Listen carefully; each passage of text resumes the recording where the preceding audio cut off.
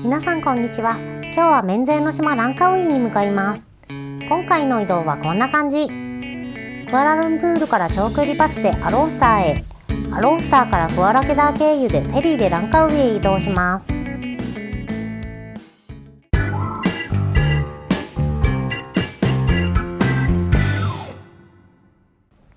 アロースターへ向かうバスはおなじみバスオンラインで取りました。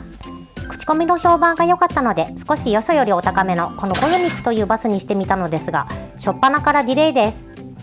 もともとこのバス、私たちを含めて予約が3組しか入っていなかったのですが、乗ってみたらほぼ満席。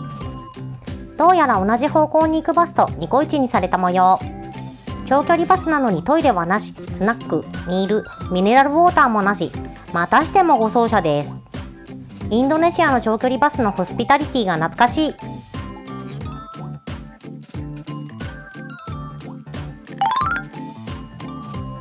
そして着きましたアロースター。ここでクアラケダー行きのローカルバスを待ちます。地元の人たちにあと30分くらいで来るからここで待っとけとアドバイスをもらってゆっくり待ちます。ネット情報によるともう少し安いバスもあるらしいのですが、来たバスに乗ってフェリー乗り場に向かいます。バスの運転手さんもよくわかっているらしく、フェリー乗り場で降ろしてくれました。クアラケダーランカウイ行きフェリー乗り場に到着しました。チケット売り場は分かりやすくてお茶目なスタッフさんが教えてくれます。では出発です。今回乗る船はこちら。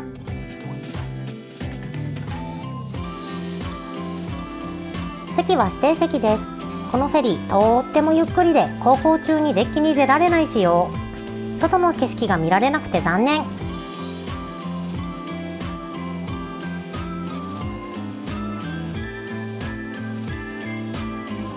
ランカウイ島に着きました。ランカウイのシンボルである大鷲像は残念ながら工事中。それでは宿泊先に向かいます。道中には猿の群れ。山道をどんどん進んでいくもののホテルは見つからず、どんどん暗くなっていきます。迷っているところに救世主登場。お前らどこに行くんだと、なんとホテルまで車で送ってもらいました。そしてやっと着いた今日のお宿はこちら、モーテルセリムティアラさん。広いお部屋にツインベッドと机と椅子にお水とケトル、隣には棚と大きな鏡、干し場もあります。バスルームもこじんまりしつつちゃんとホットシャワー。朝からろくに食べていなかったのでご飯に向かいます。今回の宿泊先、周りに商店も屋台も何もなく、やっと見つけた小さなマーケットに即決です。安心のチョイス、ナシゴレンとサテで今日のご飯は決まりです。ご飯を食べたら近くの商店へ。免税の島といったらビールでしょう。宿には冷蔵庫がないので商店の前のベンチでビールを開けて乾杯です。やっぱり安い。クアラルンプールの4分の1くらいの値段になりました。ランカウイに来るのは3回目なのですが、クアタウンは初めてということで街歩きです。昼の12時くらいなのですが、ほとんどのお店は開いておらず閑散としています。ようやく見つけたナシチャンプルーのお店で昼食をゲット。昼食後もう少し散策。ランカウイの新名所マハタワーにたどり着きました。138メートルあって島で一番らしいです。夜には緑色にライトアップされていて綺麗でした。ここは昨日ご飯を食べたマーケットの横の駐車場。駐車場から見える海がこれまた綺麗。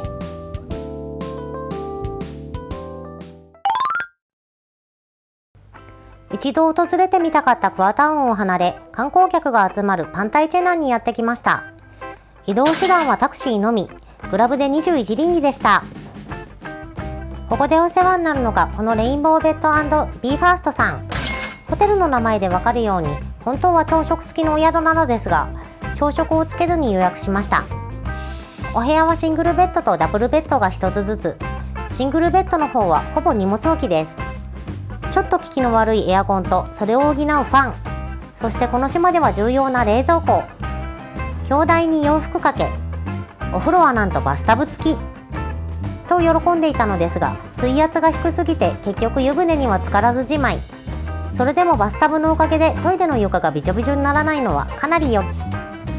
部屋の外にはハンモックもついていて、転がるたびに寝そうになります。ちなみにこの宿、動物王国でした。部屋の裏側に行けば迷い込んできた牛が数匹、電線には可愛いリス、こちらは種類の違う大型のリス、その他カエルや手のひらサイズのカタツムリ、小学生男子が喜びそうな7、8センチ級のバッタもわさわさいました。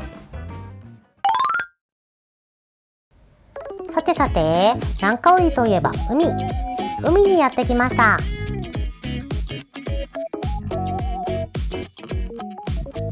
見てください、このザ・南国の海。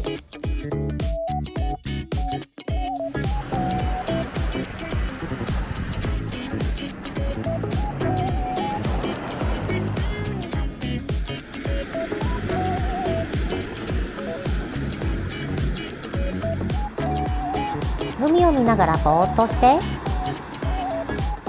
暑くなったらぷかぷか浮かんで涼んで、そしてビール、ベタに砂に文字を書いてみたり、